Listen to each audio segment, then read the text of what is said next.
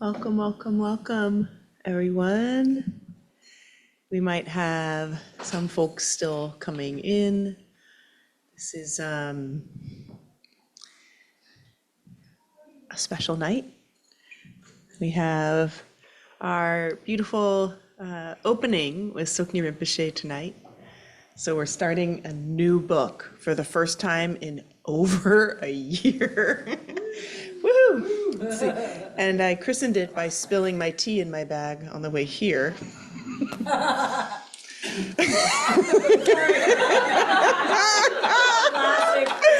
Right? You know? Classic. So I guess that I've made the tea offering for Tsoknyi. And we have, this is the photo of him I keep on my altar. I have a teacher's altar at home. And this is a very young Tsoknyi. I didn't meet him quite this young, but there's a joy you can see in his countenance that really emanates through his teachings, for those of you who know him or have sat with him. And yeah, wanted to kind of give a little bit more of a traditional welcoming to him and to this book, to our time here together. Given that it might take another year to get through this book. I know it doesn't look long, but do not be deceived. It is just so rich. I'll give us a bit of an overview of the arc of the book, but it also feels nice in this kind of restarting, to kind of reintroduce the space and myself and you all to one another, this kind of new beginning. So this is the San Francisco Dharma Collective. Welcome, welcome, welcome. And this is a entirely volunteer-run, community-run center, meaning no teachers run it. We are just lucky enough to show up and teach here. And the community is really, I would say, just a huge and beautiful part of what makes this space a bit unique, and that we get to come together in the Dharma and really have choice about our teachings and our directionality with how we practice and how we want to be with one another. And I'm introducing you all to each other because tonight you are Sangha with each other. And every time you show up, you are Sangha with each other. And I feel convinced always, but maybe more than ever, we really can't do these practices alone. And we really, really need each other. In our small group earlier today, someone was mentioning that, you know, with the kind of volume of injustices and pain and suffering in the world, to have a place of refuge and a space where we do fortify the heart, where we do meet the Four Noble Truths every time together, it's just essential. So say welcome, maybe in a non-creepy way, look around to your Sangha. Non-creepy meaning, you know, just hi, hey. Yeah, hi friends online. Nice to see you. And then I will introduce myself. I'm Eve Ekman. I use she, her pronouns. I'm lucky to be from this wondrous, wild, weird city, home to so many people of so many generations and so many wisdom traditions, and just I think a strange and unique place that I feel very much connected to and a part of. And I get to be here as a teacher for the Well of Being Wednesdays. And I also have a background in contemplative social science. So looking at psychology as it relates to empathy, well-being, burnout. And a lot of my real passion in life is helping people meet, work with, transform, transmute, learn to love their emotions. So a lot of the texts that we read here are either foundational texts in Tibetan Buddhism, which is the tradition under which I practice, or texts that really weave a contemporary understanding and psychological understanding with these ancient teachings. Bless you, Okra. Yeah, you're welcome here too. I should have mentioned that. Canine beings also welcome here.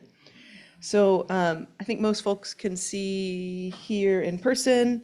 But I want to introduce you to Tsoknyi Rinpoche.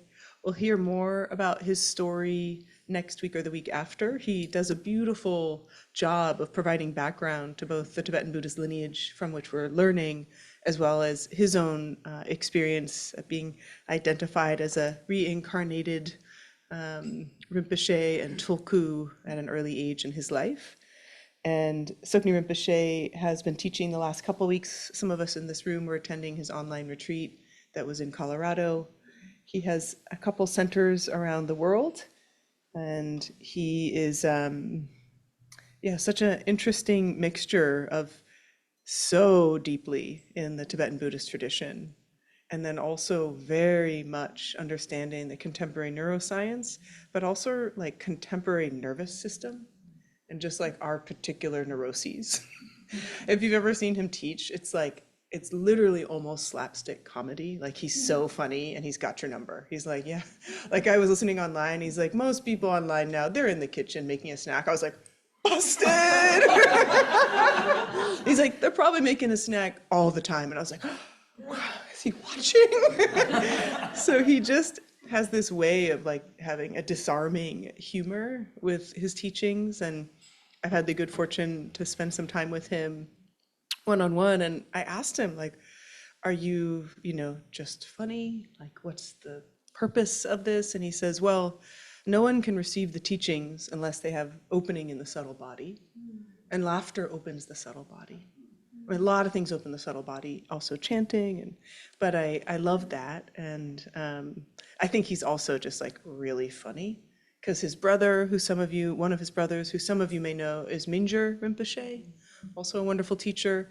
Not so funny, Not funny. He's a lot of things, not funny.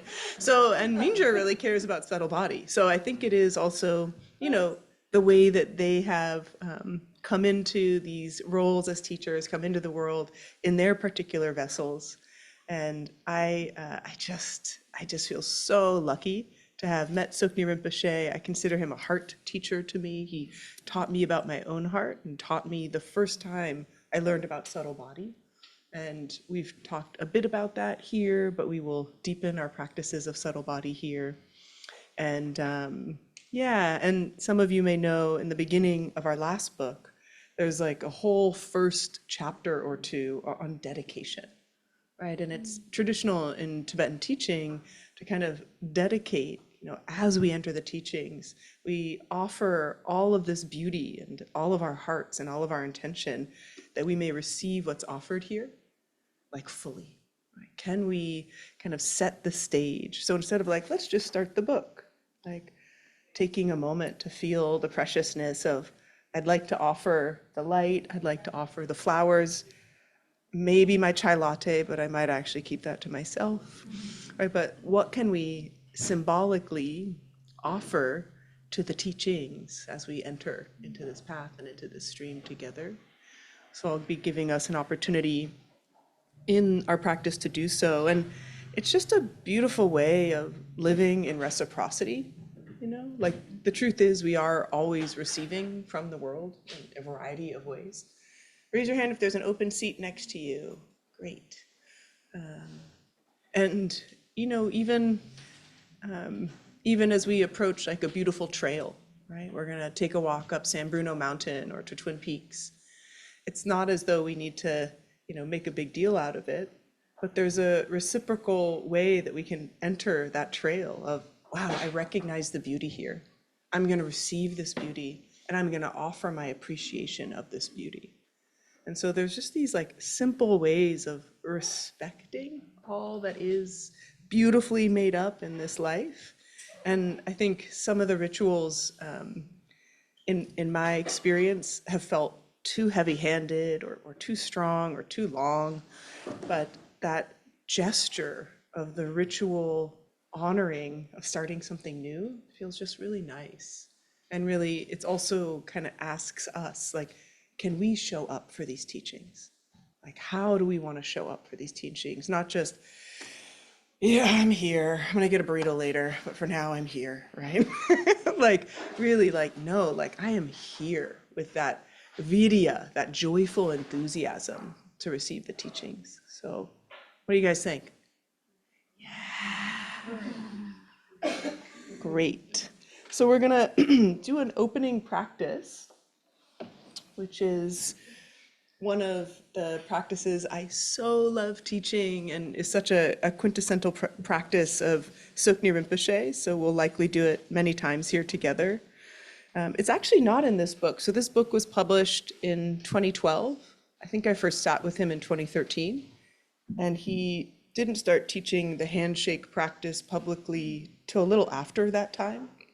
But this practice of handshake, sometimes he calls it just a preliminary practice, and sometimes it can be your entire practice.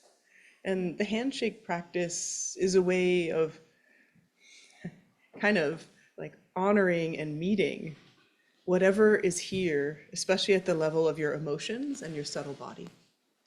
So all of us came here from somewhere else. All of us came here from some other part of our week. There is momentum. There is inevitably joys and sorrows that have been going on for us this week. And sometimes we like settle into practice and we're like, okay, cool, focus.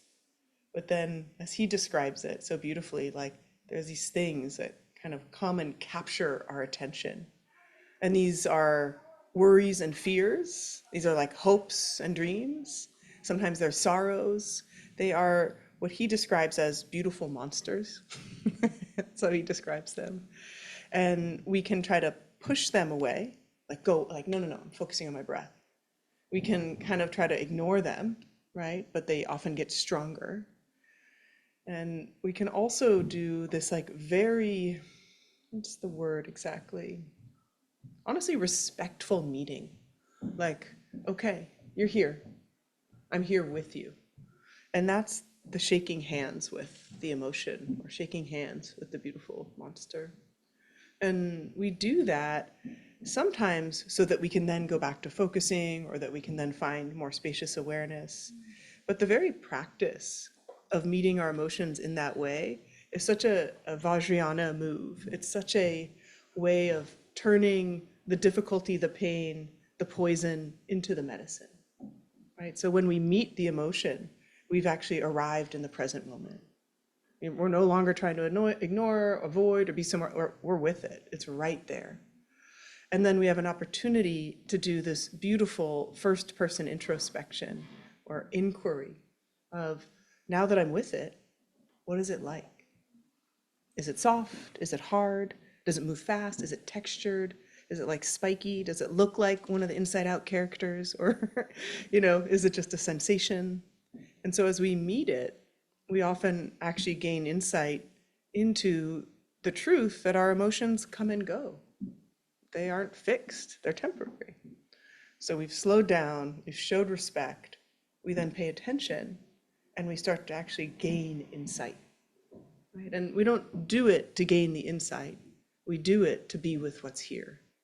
But the insight, it's like another gift of the practice. And one of the things that Tsoknyi will come back to over and over is what he calls the spark, or our basic goodness. And all these beautiful monsters that are arising in our practice kind of come from the whole texture of our everyday lives. And some of them arise, from other people's experience. I don't know if any of you, especially in longer retreat, you're like, whose emotion am I feeling right now? It's like it feels like we catch someone else's emotion. And there is really like no such thing as individual well-being. So obviously the collective contributes to our experience, whether directly or indirectly.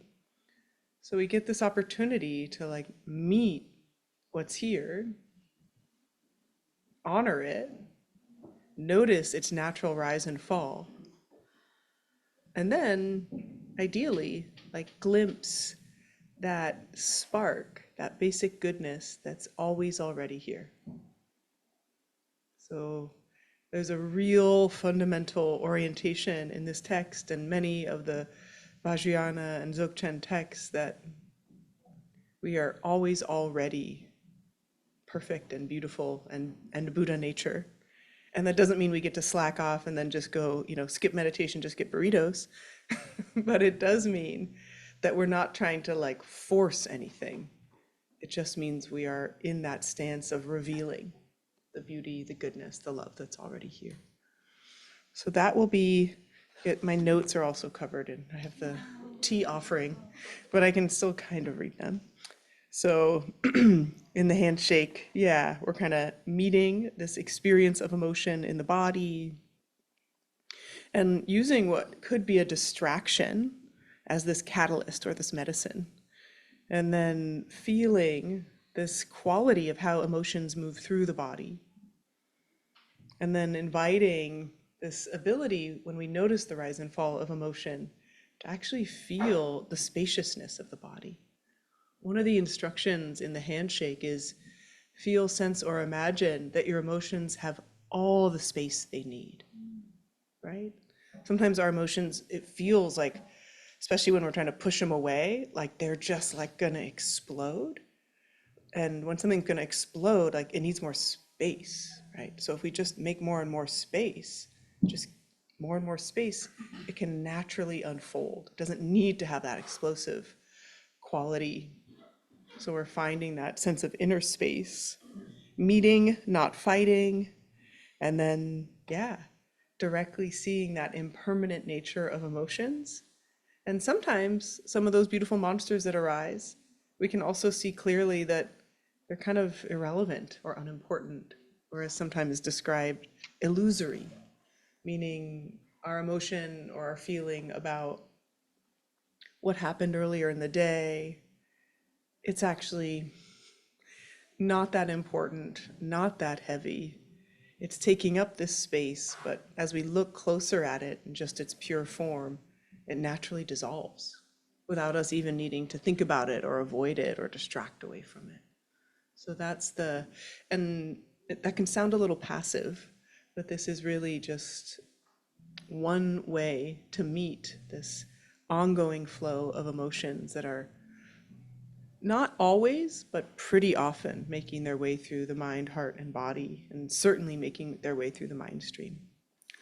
So let us begin with a practice. And so if folks are new here, we do about a 20-30 minute practice, a little reflection, and then hopefully get through maybe 1 or 2 pages of the book. I ask that if it's possible, you wait to use the restroom in the back till after practice, but of course, take care of yourself. And if you are newer here, maybe noticing and noting the room around you, so you can kind of feel a sense of the space, and knowing that we have a fierce Dharma protector at the door. We have Sarana there, so even though there may be very loud noises outside, there often are, that we are okay to let our heart become undefended, let our body feel at ease, and invite stillness of mind.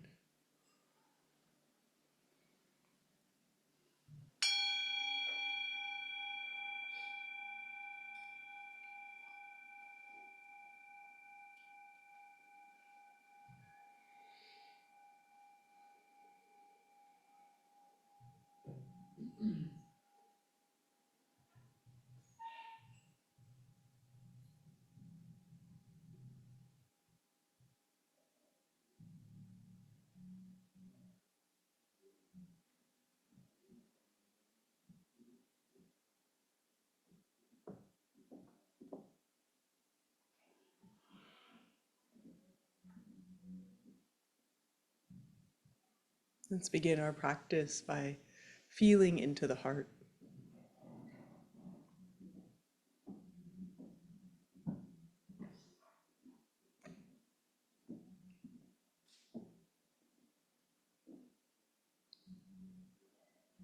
And letting whatever is hanging in the heart, whatever ache or heaviness, worry, letting it be a catalyst for our yearning to wake up. So whether we are feeling the individual or collective nature of struggle and difficulty,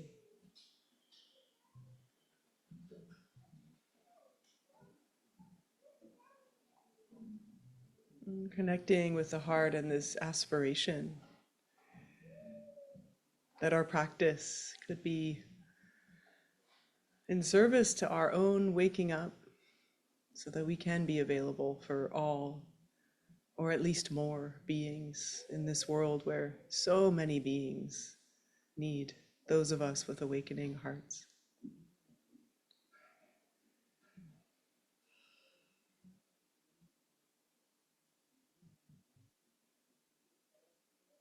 Oh, connecting with that sense of why our practice matters.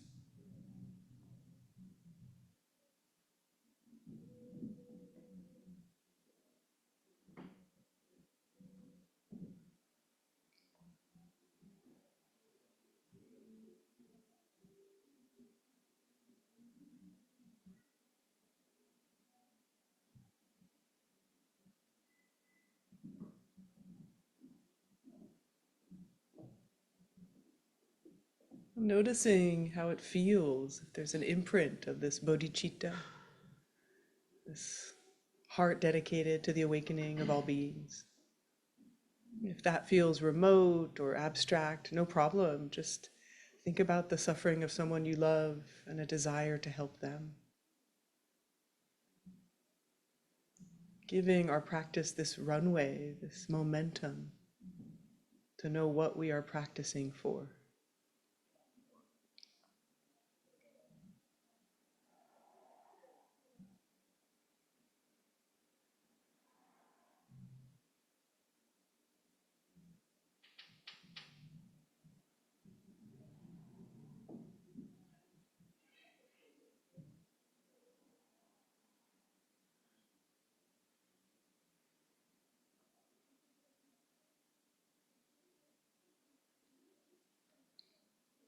And then allowing this imprint of bodhicitta in the body, heart, and mind to sustain. But shifting our attention and awareness now and giving ourselves a couple moments to let in, through all senses, the momentary experience of being here. For those of us in the center, being here in this room. For those of us at home, being right where you are. The sounds, the temperature, the feeling even of the fabric of our clothing. In some ways, calibrating our sensory awareness to be right here, right now.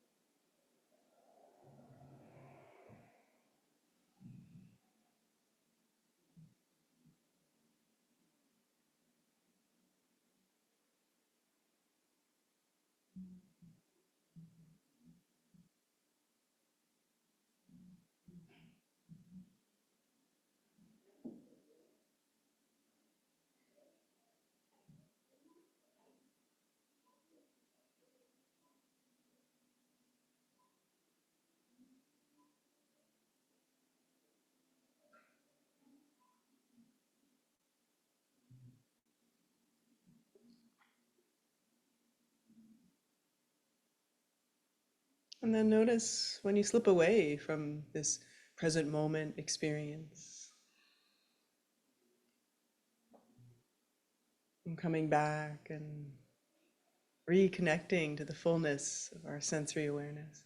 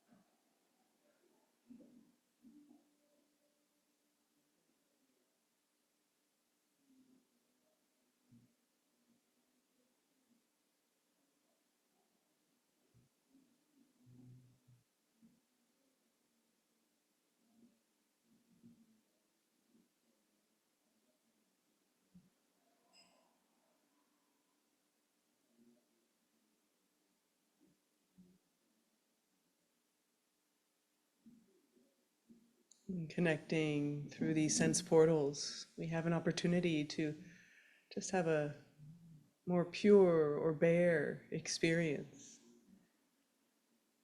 We don't need to think, I am hearing what's going on in the upstairs apartment. I am hearing the sound of Muni. Just hearing.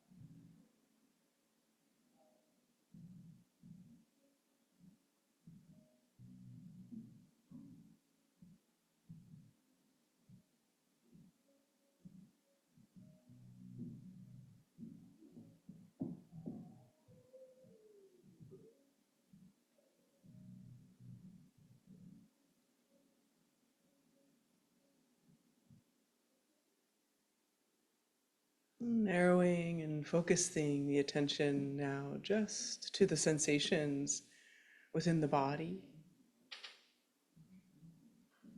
and especially sensations in the subtle body, that porous layer between our emotions and the physical form.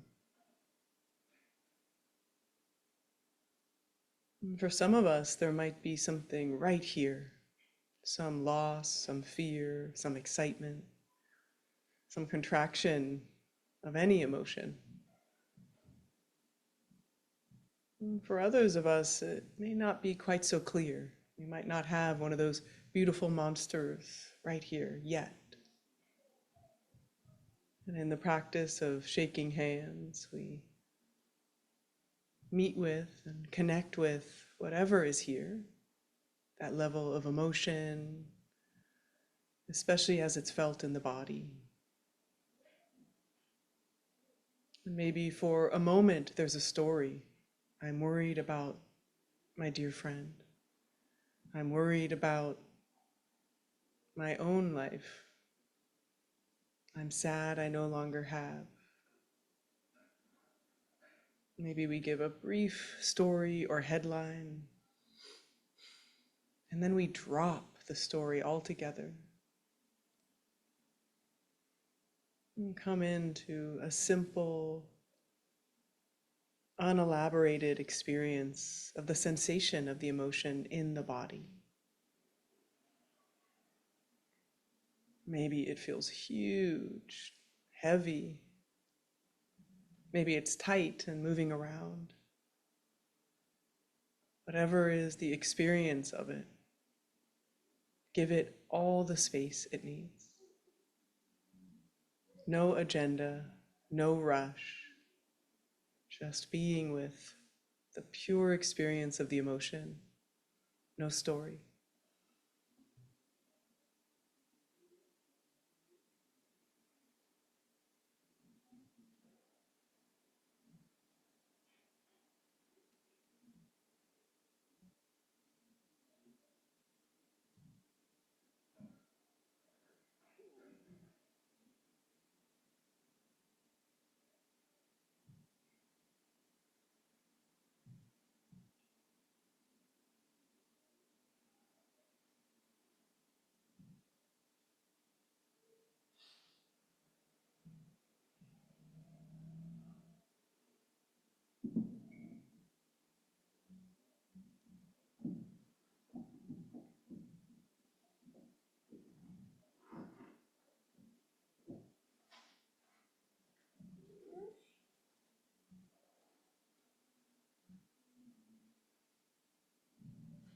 And keep dropping attention and awareness into the body.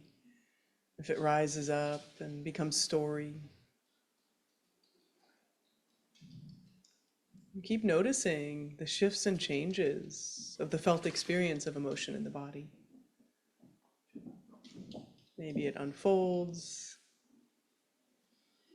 maybe it continues just as it is. No rush, no need to fix, judge, or change. meeting the sensation of emotion in the body just as it is. If it's crowded, more than one, no problem. Just taking one at a time. If it feels as though there's nothing that's quite here, no problem. Bringing that close, caring attention to whatever is felt in the body.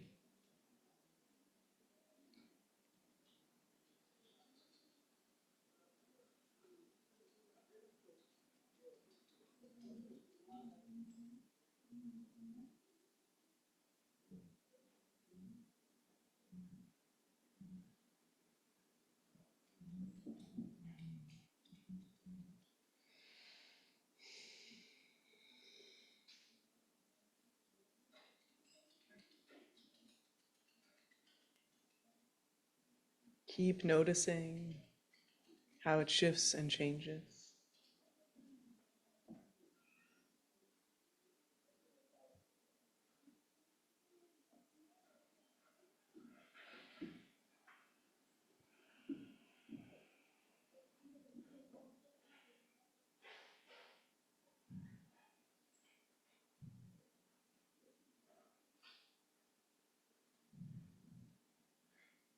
It may be steady, it may seem to dissipate for a while, then resurge back.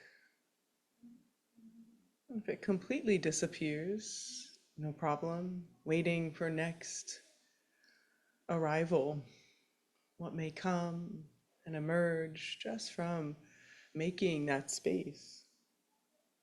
Again, no need to think about it, remember it,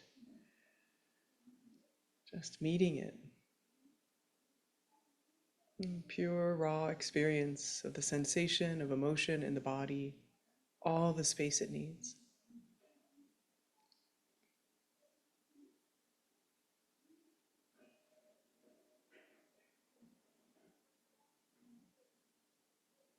If anything at any time feels too much, no problem.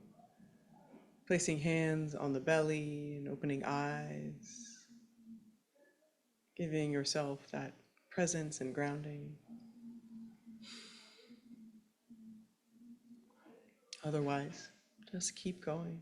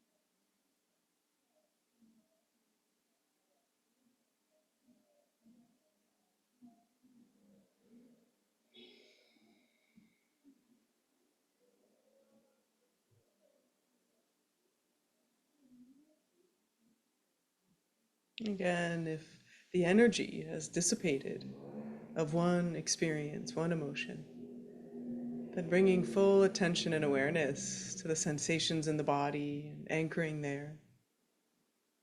And just waiting for whatever else might want to arise.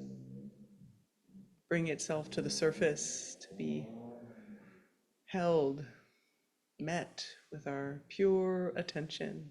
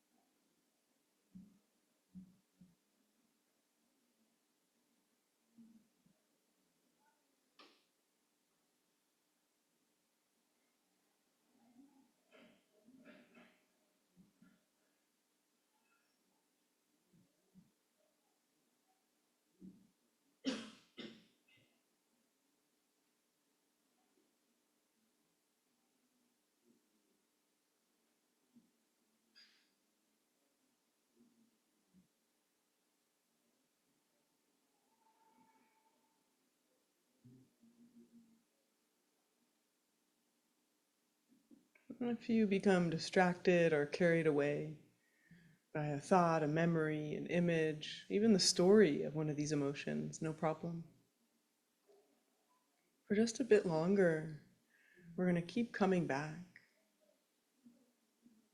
bringing all of our attention and awareness into the body and subtle body, and meeting whatever is here, that level of the residue of emotion, the emergence of a full emotion.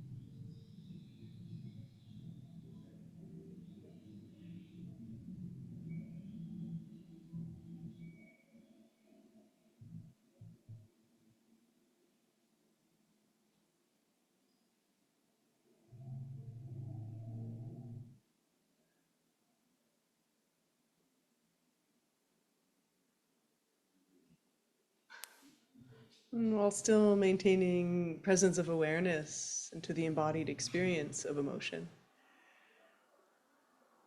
Notice the quality that we bring to this attention and awareness. Can we highlight a sense of warmth or kindness in our attention and awareness? It's that fundamental, basic caring. So not trying to impose a sense of resolution or fixing what we're feeling, but just notice that our attention and awareness already is warm, infused by that kindness.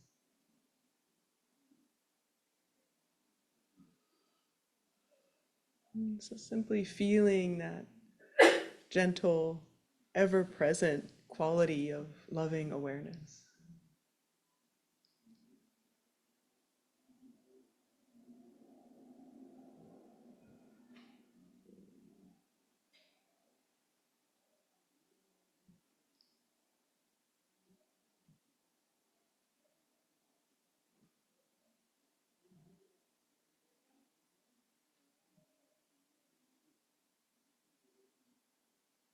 This loving awareness that is hosting whatever experience is arising, whatever emotion, feeling.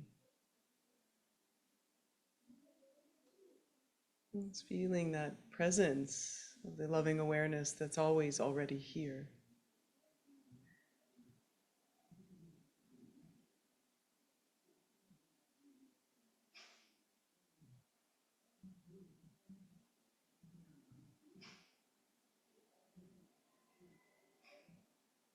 And for a couple moments, bringing to the forefront the sense of loving awareness, not pushing away any residue of other emotions, but really allowing ourselves to find rest and refuge in this loving awareness.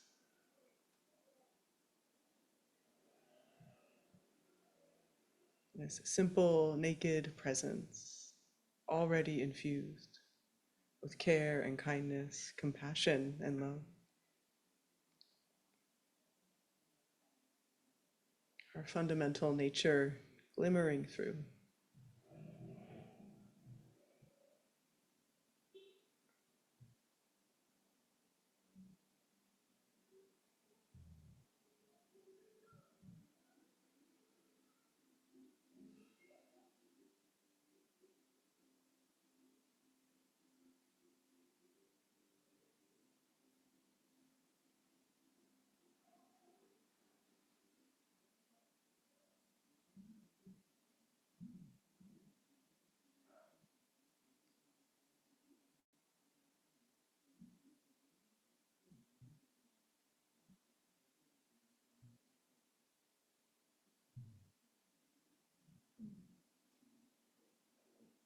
Loving awareness that is not only spacious and open, but also bright, warm, almost feeling as though we are a lantern lit from within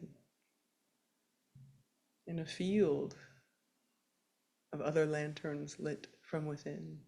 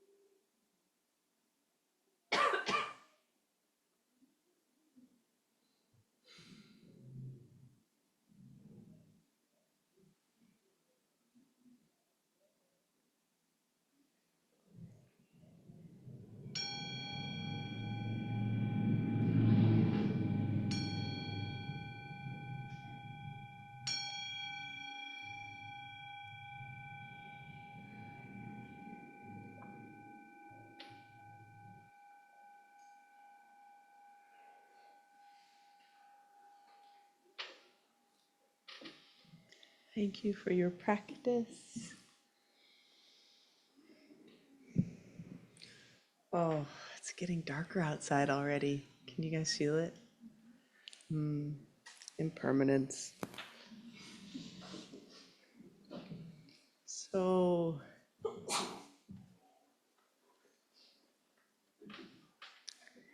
we have this opportunity, being a Sangha, gathered here together, to connect and reflect on our practice as well as on the teachings. And it's such an awesome opportunity to literally be the kind of world we wish to live in. So to kind of offer our compassion as we listen and offer our compassion as we share with one another. And it's really essential. Like, we can't actually be in this space together and engage in the teachings if we can't, every time we constellate, really hold each other as glowing lanterns of loving kindness, right? No matter how we might appear or be showing up, to really see that sacred vision and the potential and beauty of all the beings here. And that means like really being considerate and respectful about how we speak, and being considerate and respectful about how we hold others in our mind and our heart as we listen, right? Since we really don't know anybody else's experiences, we can't know anybody else's, even if we live with them our whole life or grew up with them, we don't know. So can we hold that kind of flexibility and respect for one another so we can build Sangha tonight? What do you think? Yeah, okay. And I used to say this more, but I'll say it again, because it's lovely to have some new faces here. If there are ways that the Dharma Collective can be more supportive for folks to feel at ease and undefended in the heart, please let us know. We would love to know. You can do that by sending an email, writing a note. There's a lot of volunteers and board members in the room. Would you raise your hand, all the volunteers and board members? Whoa. So talk to any of them. Yeah, it's really, really important that folks feel that they can show up here, right? It's important for all of us and important for the way we then want to reflect this into the world. So with that, comments, questions, reflections?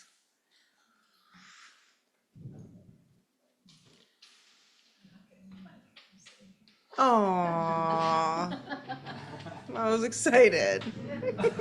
All right, Mackenzie, you're off the hook for this day. Maybe in a bit, okay. Anyone else? What about that practice? Some folks here have done handshake, others not. Questions, reflections, insights?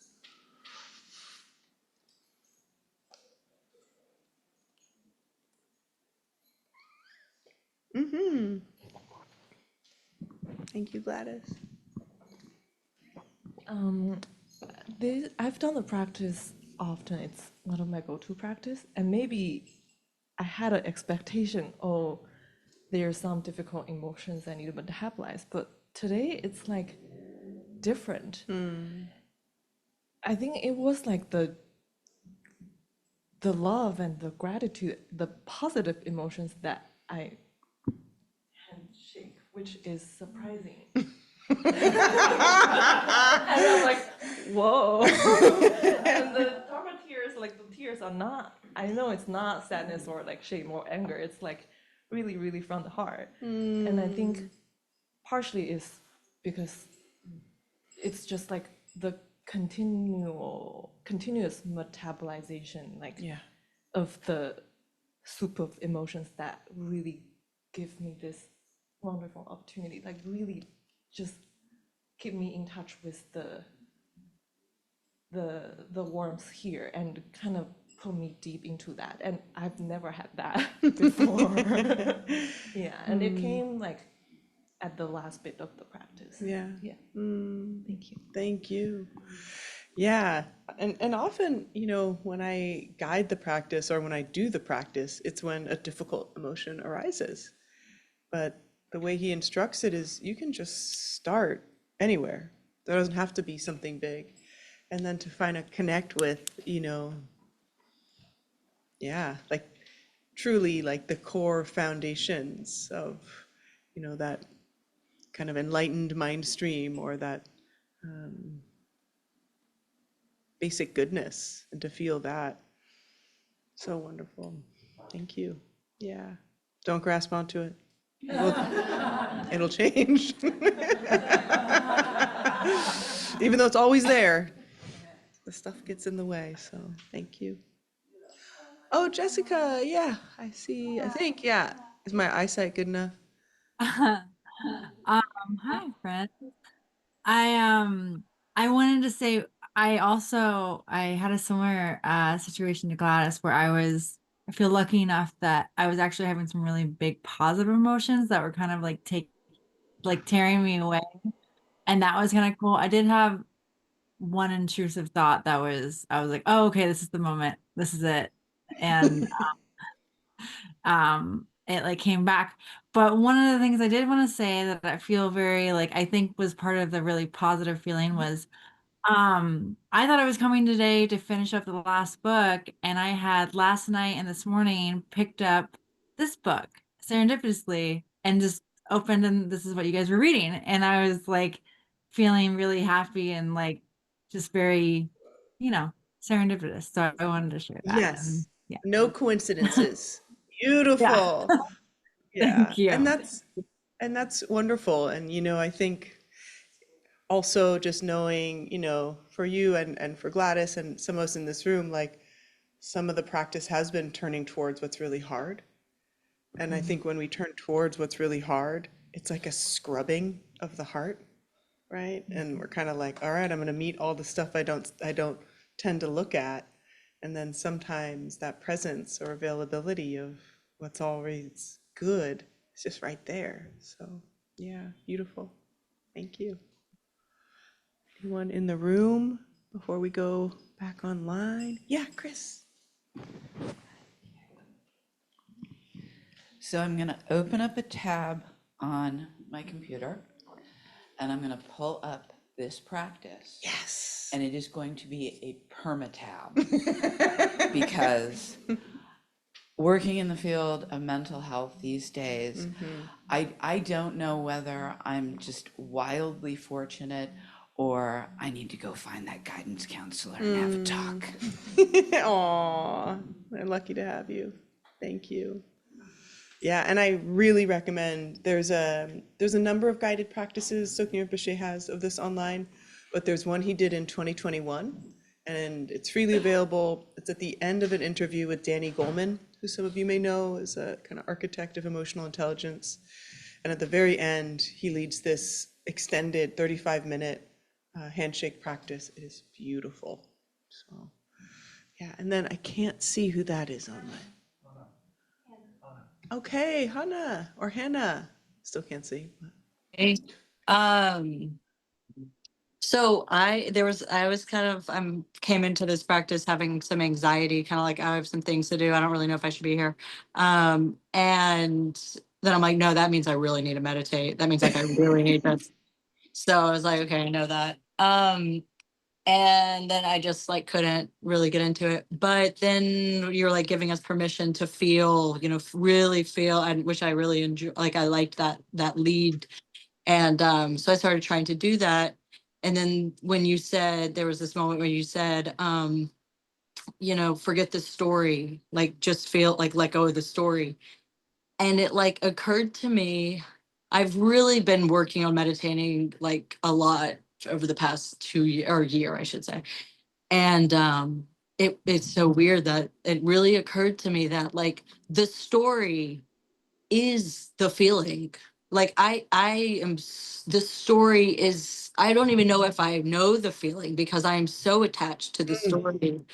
yeah, um and I know naming emotions and really parsing through emotions is like your specialty. So uh yeah, it's just I was like, oh, what is that, anxiety? And then I'm like, I don't even know what anxiety is. So anyway. beautiful. Yeah, and I think that kind of, in some ways, like dissolution, right, of the story or like our attachment to the story, it really can be quite jarring and also quite possible to feel a sense of freshness, newness, and freedom. Like, do I need that story? Like, meditation offers this opportunity for meta awareness, which offers us decentering. Like, we're no longer just cognitively fused to what's happening. We actually create that. I said space in the body, but it's awareness, right? Awareness is the space in the body. So getting that space of awareness, then we can see things in what could be a very, yeah, liberating light, which I hope it is for you. Yeah.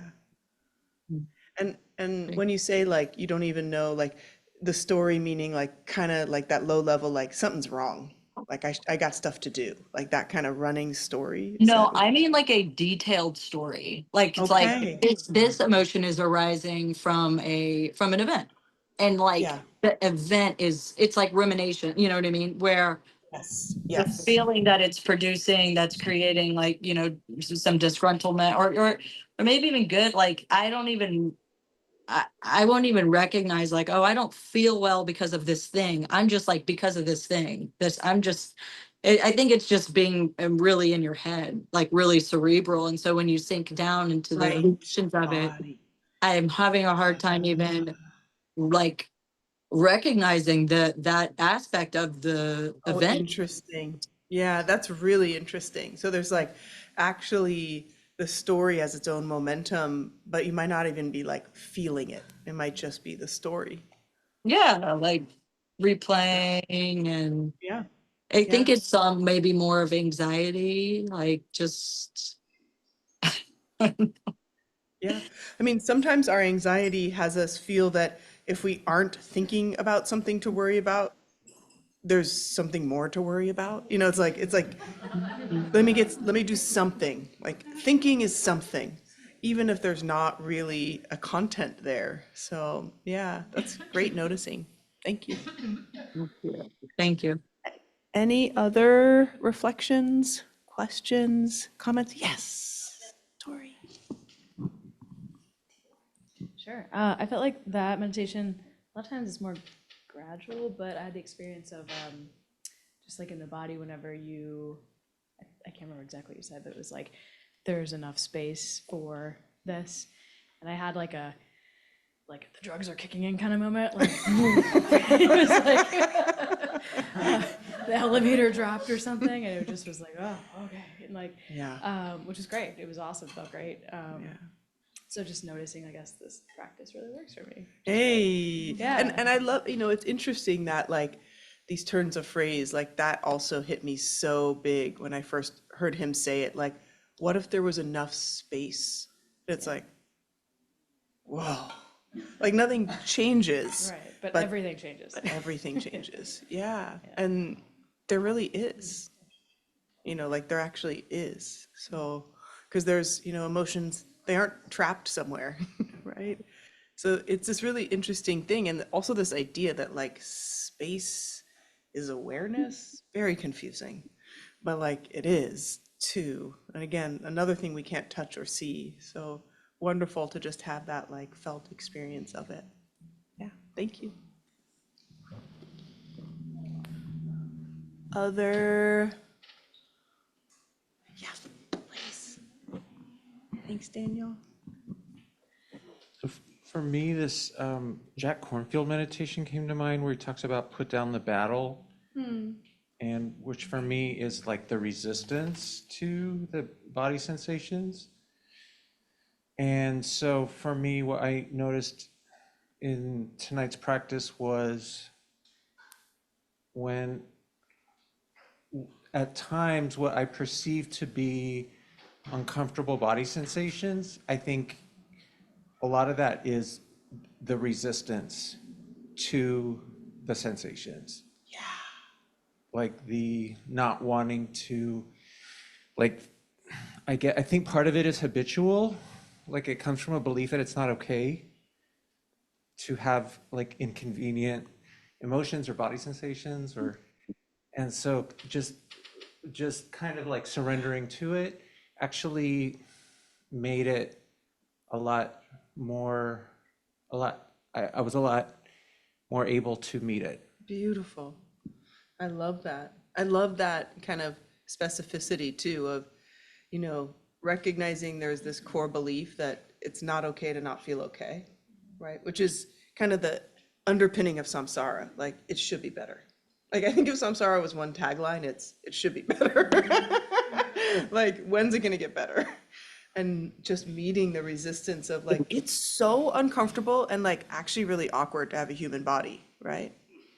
Like baseline, right?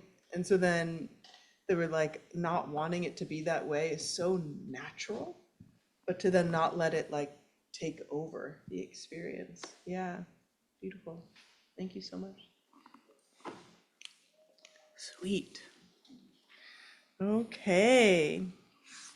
Wow. I'm so excited to start this book with you guys. Okay. So thank you, Rinpoche, and like offering, and again, like whatever feels natural to you as just, in the first chapter, the Guide to the Bodhisattva Way of Life, it's like, I offer a room full of jewels and a palace of perfumes. And like, so if there's anything you want to offer up to the teachings symbolically, it can be as grand as you want or as simple as you want. And that's said to be like the appropriate way to then make ourselves ready for the teachings, so not just like, what do you got for me? But like giving it up and then receiving. So we're going to start. He starts, some of you, if you've attended any of his teachings, he has one story he really loves to share with people. And it's a story of the bridge. And he kind of unpacks it over the first chapter. And in this first chapter, he's really getting into the aspect of what's in the way of feeling our basic goodness. Like what's in the way of feeling our basic goodness. And he sometimes calls that, like I said, the spark. And then he moves into, in the next chapters, like what is this sense of self that we've created? And like how can we experience something like less clinging onto a sense of self? He kind of, weaves that into a way that we can be with our subtle body. And then in that subtle body teaching, in that feeling of openness and spaciousness through the body, we're able to have some ability to start recognizing a non-dual form of awareness. So that's his weave. And then, just because he's so generous, he goes deeply into the paramitas, or the spiritual qualities. So this book like has like the whole path just like woven in very relatable ways. And so we have 2 doggies here. That's really exciting. I just saw one. Now there's another. Okay. Hi. What's his name? Okay, nice to meet you, and you too. That's so. What's the book called again? Oh, open heart, open mind. Forgettable, because it's kind of like, yeah. Sorry, I know, right? It's not funny. It should be funny. So I'm going to read his opening paragraph here. He says, a few years ago, I visited a pair of giant skyscrapers connected by a bridge made of thick, transparent glass. I could see right through the floor to the city streets hundreds of feet below. As I took a first step onto the bridge, my muscles froze. My heart started racing and I began to sweat. I was gripped by overwhelming terror. This bridge can't hold me up, I thought. If I try to walk across it, I might fall right through and die. This is his kind of framing. And if anyone's been to Malaysia, this is like these two large skyscrapers connected by a sky bridge there that's made of glass. And tourists go to the top and they walk across. It's kind of the whole thing. I've been there. It's very beautiful. It's very wild to look at. And he uses this framing of this kind of irrational fear as a way to unpack some of the habitual patterns and ways that we inherit old stories, both from our family lines as well as from early life experiences. And he kind of says that one of the things that this kind of irrational fear or sorrow or pain that it like gives rise to is this opportunity to work with this pain. So again, I mentioned this earlier, but this is very much this Vajrayana approach. So one of the kind of main schools and practices within Tibetan Buddhism of Vajrayana really has this idea that our difficult emotions, they're like the catalyst for our waking up. My teacher says they are alchemical fuel for the fire of awakening. So we turn towards these difficult emotions. And he says that when we have a willingness to look at our difficult emotions, it invites a great deal of courage within us, a great deal of courage, because there's so much vulnerability in meeting and looking at our difficult emotions. He says, when we experience things that are not quite true, but appear and feel true, like that's when we start to really understand and get interested in what are all, like, this is what Hannah was just saying, like this story, does it even have a content, or am I just replaying the story over and over? And some of this also has to do with samsara, like just this constant ongoing way that we're trying to avoid what we think is painful and move towards what we think is good. And in this first chapter, he really invites us to kind of get clear on the true sources of what is actually painful and what is actually beneficial for us.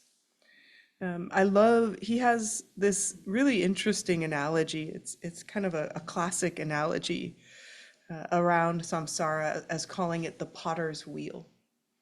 And so many of us are familiar with the kind of term samsara as being, kind of a spinning wheel that keeps turning in the same direction. And turning in the same direction, but actually not moving forward. So it's moving on its axle, but it's not moving forward at all. And that potter's wheel, you throw clay on it and you kind of shape it. And he says that during the course of our own lives, many of us experience a sense of motion or a sense of making something happen. But unfortunately, as it turns out, what we end up doing is recycling the same old mental material and emotional habits in different forms. Ouch. I'll say that one more time. So during the course of our own lives, we experience a sense of motion, making something happen. But often, or unfortunately, as it turns out, we often end up recycling the same old mental and emotional habits into different forms, using the same old techniques of whatever means are available to keep us turning our mental and emotional potter's wheel. We keep thinking or feeling that this time it's going to be different. So, he says that as we are spinning and trying to get new things, a new job, a new new partner, a family, new things that will make us feel complete, that will make us feel whole. And that there's actually this great fortune that all of those things end up falling apart in different ways. Not all at the same time and not all at the same degree, but if we look closely and pay attention, all these things that we try to, kind of configure into the same on the same wheel will ultimately all be a very repetitive reflection of our own habits of mind. So for example, we could have a job in which we feel well supported, but maybe not that respected. Or we have a relationship where we like, 80% of who they are, but there's that 20%. Like, could it be better? And this kind of gnawing sense of, I need something else, and then I'll feel fulfilled, I'll feel happy, I'll feel good. And his suggestion here is that kind of momentum or progress, where we're trying to get that new job or get that new relationship. Yeah, we're making things happen, but we're not fundamentally changing how we see the world and how we see ourselves. Sound familiar? It's very usual. And, his suggestion is like, we actually have to see how much this inner samsara is a reflection or reflecting in the world out there as outer samsara as well. So this inner sense of, I can never get enough and I'm never satisfied. He brings up a quote by Carl Jung, which is, the whole world wants and wishes for peace, but the whole world prepares for war. So, like this inner wish for peace, but if we're not making peace within ourselves, then we're not going to be reflecting that peace in the world around us. And, it hits and lands very deeply today. I know it does it all the time. I mean, he brings up these examples of, difficulty that are from 2011, and it feels like, oh, innocent times, and it's just this, it kind of, when I read that line again, because I think I taught this last, I don't remember, 6 or 7 years ago, and reading it again and recognizing the responsibility we have to kind of cut through that momentumless motion of samsara, where we're just spinning, we're just trying to feel good and avoid feeling bad, and trying to feel good and avoid feeling bad. Like, that is essential if we want to see the peace in the world out there. And I know this is not unusual in a view of Buddhism, but yeah, he says that from the moment we wake up to the moment we fall into sleep, most of us are confronted with so many challenges: social, psychological, ecological, and economic. Given the current trouble of the world, the harmful effects of climate change and natural disasters and illnesses, the world in which we find ourselves can seem like a ticking time bomb, moments away from exploding. But our interior lives mirror the dysfunctions of the external world. We've become experts at multitasking, the possibilities of disaster. Our minds work like perpetual news channels. So it's like, how do we have a different way, internally, of meeting uncertainty, discomfort, right? Like, I love Daniel bringing up just that the body is uncomfortable, like foundationally. How do we meet the discomfort of the body in a different way? And he said, he has this question. We often think, well, the world out there is so crazy, that's why I feel so crazy. But he asks, is it possible that what is happening on the world stage is a reflection of the fractured internal world that we live in? It's a very good question, I think it's a very good question. And he says that any conflict between our longing for well-being, the urge to fight anyone or anything that threatens us, and the inhibitions of fear, loneliness, and despair that we acquire when some situation or situation inflicts a wound upon our hearts. Oh, whoa, I don't know if I said that right. A conflict, oh yeah, between our longing for well-being, the urge to fight anyone or anything that threatens us, and the inhibitions of fear and loneliness and despair. This arises when someone or some situation inflicts a wound upon our hearts that seems impossible to heal. So he's saying that like our desire for well-being can really be threatened because it's so fragile, that desire for well-being, by any outer conflict. And that we find ourselves in this uncomfortable position of balancing thoughts, feelings, and actions, and what we can control, but also not being able to manage these unconscious emotions and feelings, the things we can't control. So he harkens right back to standing on this bridge made of glass, and his mind, his like thinking conscious mind, is like, walk across the bridge, no big deal. But his feet won't move because of these unconscious emotions. And the unconscious emotions that he describes, it's this fear based in his early childhood experience of having been on a very tight road, traveling through Nepal. And he's kind of on the top of a donkey behind another person. And they said, oh yeah, this bridge is so narrow. Last time 2 people fell and died when they crossed it. And he's just like, and it's just steep down there. And so he's always had a fear of heights, right?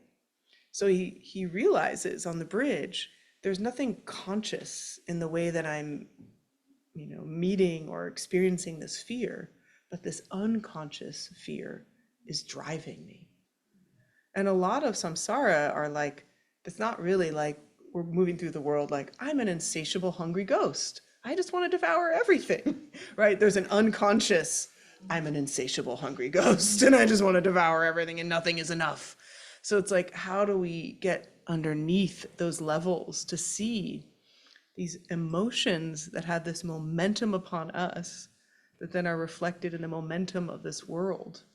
And it is it's interesting because it's pretty Jungian to think of the world as a reflection of our unconscious, unmet desires, right? But it's also kind of Buddhist in this way of like recognizing that, the nature of the world, of course, reflects us. Like we are an expression, or the world is an expression of us. So he's getting into here this idea of there's like a shadow that seems to stalk us, a self behind the personality we consciously acknowledge and present to the world. Identifying and coming to terms with this shadow is an unsettling experience, but it has its upside. The shadow is projected by a source of light. So if there is a shadow, there is also light.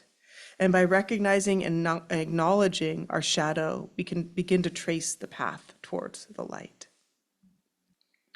So that's kind of his first opening confrontation to us. And I would just be curious for us to take a moment and consider, like, how do we feel that false momentum in our own life? That sense where we think we're moving forward, but actually we're just respinning that same material. Sound familiar to anybody? Any examples anybody's willing to share of when you've like caught yourself? Okay.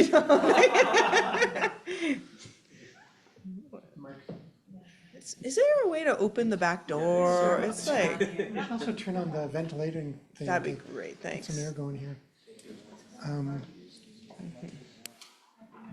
I was like, I was sort of like journaling some today, and I had a pile of my old journals, and it was like, I was looking back, and literally things that were like 10, 15 years ago, it's the same thing. It is exactly the same thing.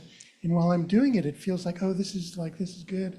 I'm getting this all out here, and I'm figuring it out and working through it. And then when I look back at these old things, it's like, I had to feel like I have to throw all these old things away because I can't deal with but it was just, I felt that sense of like there's a sense that this is a thing I'm doing that's really positive, but it's the same thing, leads nowhere, solves nothing, and it's daunting, I guess. Yeah.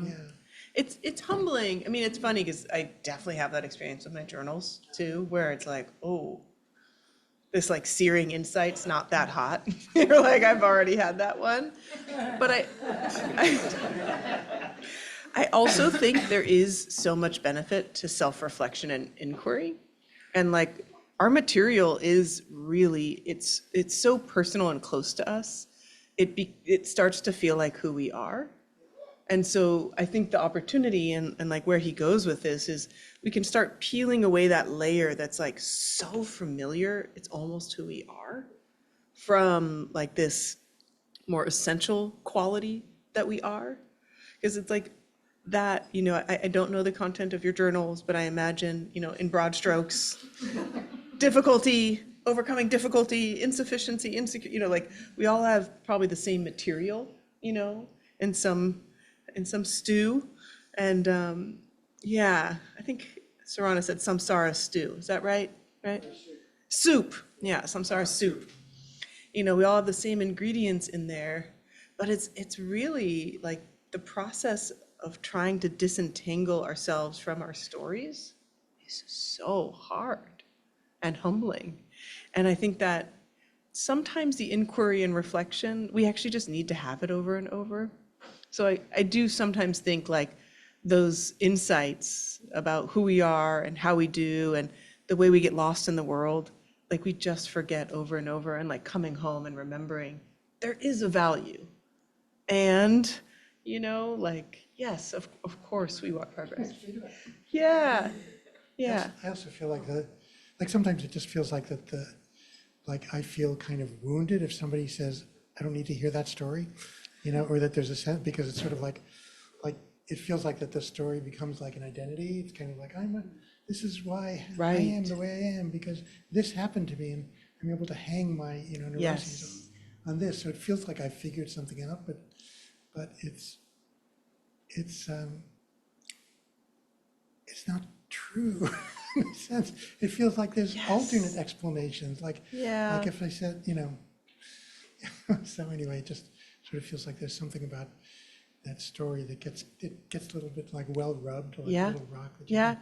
No, that's, I mean, you know, and it's really tough for all us mental health professionals in the room, because like there's such benefit of knowing our story, and like therapeutic clinical benefit of knowing our story and being able to identify like, I'm like this because this was like that. But then we can get a little like, we can make like a mountain of it, right? A monument of it, like an altar of it, right? And, you know, the word that's often used is we reify our wounds, right? Reify sounds high-minded, but essentially like we make them us. And so, you know, this idea of, you know, again, from one of Jennifer Wellwood's poems, like, grieve your losses fully like a ripe human being, but don't act so shocked by them. Like, don't land there, right? Like, we can't transcend what we haven't grieved. Like, we do need to understand, like, that was so fucked up. I can't believe they did that. You know, we need to like feel it. We can't just, but then we don't make it us. And that is hard. Yeah. Thank you. Yeah. Connie. I was just wondering if samsara would be different in a different society, because it seems like you were saying, it perfectly mirrors capitalism, or capitalism perfectly feeds it, and I just wonder if it might look different in a different type of. So that's a really good question. You know, feudal India seemed like a great place for samsara too. And I think, yeah, monarchies work pretty well with samsara. It is like a really interesting question where, you know, of maybe these like earthbound traditions where there's like less hierarchy. Hierarchy kind of exists, right? So I would try to imagine, you know, what would be the fundamental ingredients of a society in which there wasn't samsara. It would have to be, like pretty profound. I think just because there's discomfort in the body and there's a discomfort of being human, and I think it's heightened. Like, I definitely think, and Tsoknyi has said, he said samsara is almost perfect in modern like North American society and other places, meaning it almost works. We can almost have comfort all the time. And that's actually a problem. So samsara is the search for something to always be a little better, and Amazon Prime exists. We can always like kind of get a little, and we're like, ooh, I'm getting there. Like it almost works. And that's why, again, with pure vision, getting like knocked down to your knees, right, actually is a huge blessing because samsara reveals itself so clearly, right? Yeah, but great question. Yeah, good anthropological question. Yeah. I have something to say, very much like Tom. Okay. I have this journal that I go back and reread. And I remember at one point, I read it and I thought, I knew all this back then. like, why the hell is this happening to me now if I knew that then? What do you think? I have to learn the same lessons again and again. Yeah. And that's, you know, right, again, like this book of Dharma, sacred and precious though it is the same Dharma. Like it's these same teachings. So it's interesting, something about this human condition, like we forget.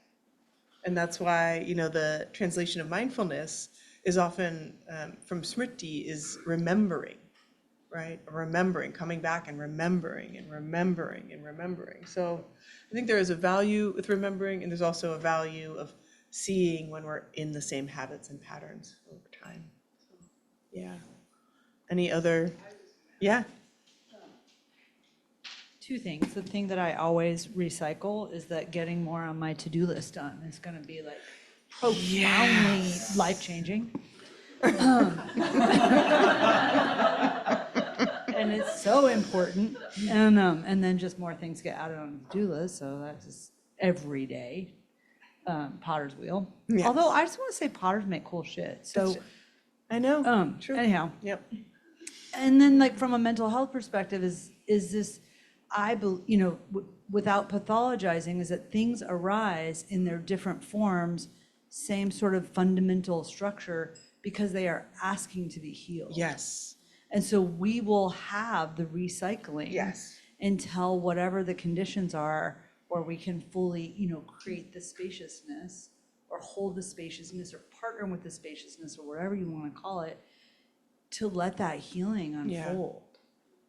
Yeah. So I don't know, it, you know, sometimes I feel like there's like a shaming content, not content, my Western mind feels shamed sometimes by Buddhism. Yeah.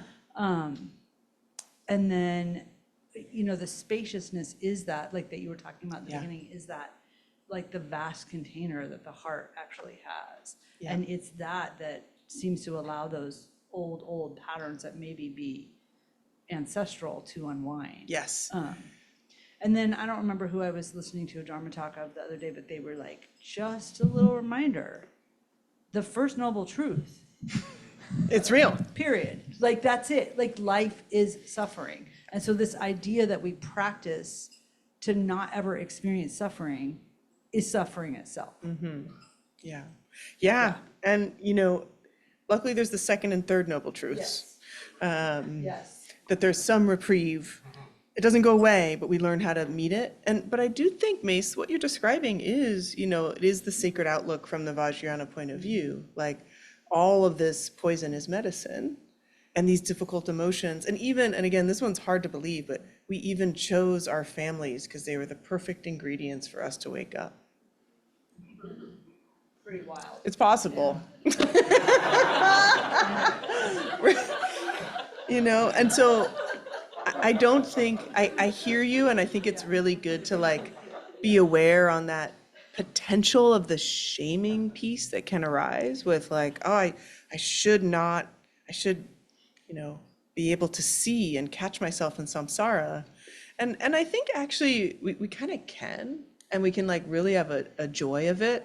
And it is pretty funny, you know, when you're like, I can't wait to like go do this thing where you know it'll be like a temporary enjoyment, and then you'll like kind of feel shitty for a couple days after. Like, I'm gonna go, like for me, that would be like, I'm gonna go surf, and then I'm gonna go do yoga, and then I'm gonna like eat all this really rich food, and then I'm gonna go to bed, and I'm gonna feel like shit for like 3 days, like exhausted, my shoulder's gonna hurt. So it's like, you know, like I know going into it, this is like temporary samsaric bliss, and that there's a consequence, and it won't last, and I won't feel it, but enjoy it. You know, I think we can sometimes over-index on like, I shouldn't enjoy what's a temporary pleasure. Not at all. Like, enjoy it fully. And actually, if you don't, you're not doing your part of engaging in this world and in what it has to offer. And like doing that enjoyment in order for it to be, again, like this motivation and fuel for you to keep doing the work and practice. A lot of it is the motivation we bring in. Yeah, one other, making it page 6, guys. One other thing I feel in this, I mean, there's 2 other really big points in this chapter, and I think I'll kind of foreshadow to one, which is, you know, Tom almost said it, and I say it often, but Tsoknyi's really interested in us recognizing the difference between what feels real but isn't true, and what feels real and is true. So for him, trying to walk across that bridge, it felt real, like he was gonna die, but it wasn't true. Like the way he tells the story, again, look it up on YouTube, like The Bridge, Tsoknyi. I like almost pee my pants laughing every time I watch it, because he's like talking about his friend who he went up with, this other monk who's like, come, no big deal. And Rinpoche is like, and he like comes back and like walks his hand, and Rinpoche's like, no, I'm good. And then the like walks back in front, I'm like, hi, just like taunting him. But like he has this embodied, like the whole message is, I'm gonna die, you know? Even though he sees all these other people and he's like, I saw this couple with their 4 kids standing in the middle, I should be fine. They're much bigger than me. But that wiring, that sense of it being real, and he created from that this deeper insight and understanding and this mantra of real but not true. And so when we're caught in that sense of an emotion that feels like bigger than is deserved or is like about to make us react in ways that are harmful, that moment of, is this both real and true? Because often it's real, but it's not true to this moment. It's real, but it's true to the past. So again, not saying like, oh, stupid me, I don't know. It's more, oh, I'm using old information that is no longer needed. There's a lot more here. Maybe my book will be dried out next week. I do want to, before we close, because sometimes it feels a little rushed after we close. One of the things this Dharma Collective has done so beautifully the last couple of years is offer a community altar for Dia de los Muertos, and it's coming up. I think the month after we do the altar, I always have this like, no. It feels like a big highlight. And I would love to invite anyone and everyone who wants to support us, which often means like taking shifts of arranging a lot of flowers, taking shifts of then disarranging a lot of flowers. And the kind of way that we've moved forward, there's amazing people in this room who've helped out these last couple of years, is we've created an altar where everyone can leave a message for someone that they love, who they miss, and like everyone can bring a photo. And we end up with like stacks this high of people's little messages to their loved ones, and it's just so moving. And last year we had this natural unfolding where I don't know, who brought the Zafus? No, it was a last minute thing. Because we had the second altar. Right, because we had an overflow altar. Too much altar, not too much. Perfect amount of altar. There was a need for a second. And then we like set up Zaf, and then people were sitting. It was incredible. So I think hopefully we have some folks who've been joining us the last couple of years, but if you're interested, it would be great to maybe, we can put a piece of paper at the front and write down your name. It's, yeah, up to you, but like, don't miss out. It's so fun, and it's such a sweet way to both like build community and then offer to this community that we're so fortunate to be within, you know, which has such rich cultural heritage. And I've been coming to Dia de los Muertos since I was a little kid, and made such a big impact on my life. And to see little kids show up at our altar, like I always bring a huge photo of one of my cats, and everyone's like, and they like write little notes to their dead pets and stuff. It's such a beautiful event, and really brings this, kind of Dharma of impermanence and Dharma of community really together. So if you're interested, maybe write your name at the front. And with that, let's take one moment. It really does require a huge community effort. True. So like, if you're even thinking about it, We need you. we need you. Is it November 1st or 2nd? Or Second, and this year it's a Saturday? That's gonna be fun. Okay, it's one day, the whole thing, up and down one day. Okay, with all that excitement, come back to the breath for one moment. Just follow the breath all the way in. Follow the breath all the way out. And twice more, joining attention with the breath.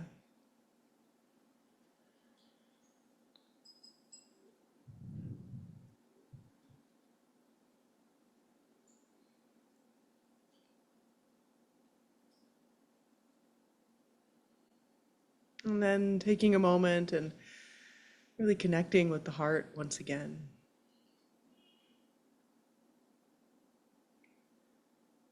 And imagine that our time here together creates some beneficial energy. And whatever that might mean to you, maybe it's fields of merit, maybe it's just a sense of care and connection. But if it's comfortable, placing hands together in front of the chest, this symbolic offering, and we dedicate any energy, any benefit from our practice, from our reflections and intentions, may that radiate out, that all beings everywhere could feel safe and protected from inner and outer harms, that all beings everywhere could know peace and ease, that all beings everywhere would know their true worth, value, would feel love and belonging, that all beings of all time could be free.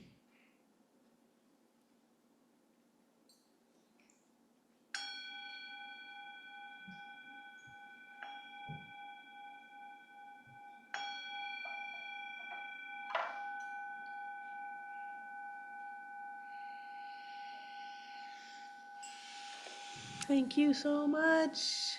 So wonderful to kick off this evening with you all. Thank you, Tsoknyi.